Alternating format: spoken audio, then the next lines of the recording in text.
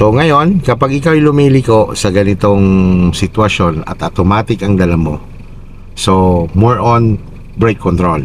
Now, tulad ng nung nag-manual tayo, di ba, shoulder, align sa gilid ng kalsada, sulyap sa pupuntahan, but more on focus, tingin sa unahan. Okay, sige, move.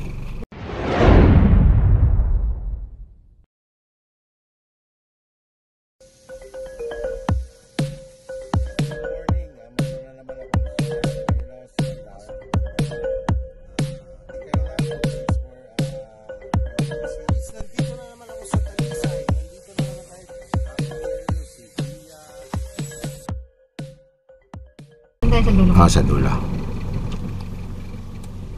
Ngayon ikot lang tayo dito, lalabas ulit tayo.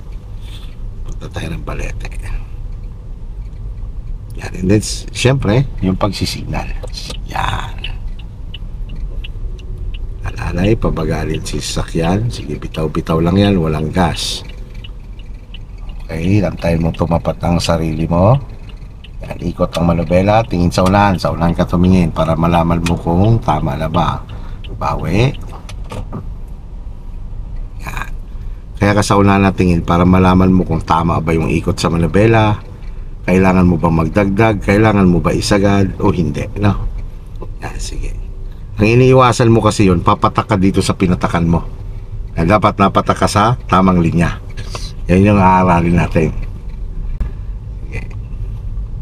Pero nagawa mo na yun nung manual tayo, di ba? Nalilito.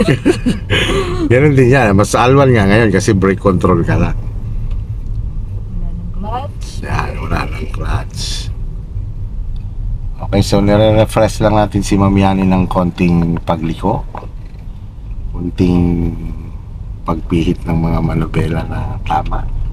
Signal, huwag makalimot. Yan. Antayin tumapat ang sarili. Alalay sa brake. Tapat, ikot ang manubela. Tingnan mo yung ibabaw ng wiper mo, doon ka tumingin habang pumipihit ka ng manubela. Tama. Yan. So almost na siyang humarap. Balik na si manubela. Yun. Okay, tuwid ang manubela. Pag tuwid na, pwede ka na magas. So doon sa pangalawang kanto, ikaw kumaliwa.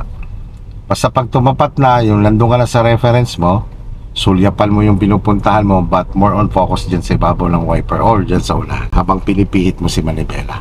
Dito, kaya dito. Dyan tayo. Signal. Pagtapat, tingnan mo. Pagtapat mo, yan, hindi yan maisasagad. Tingnan mo, try mo sa isang ikot lang.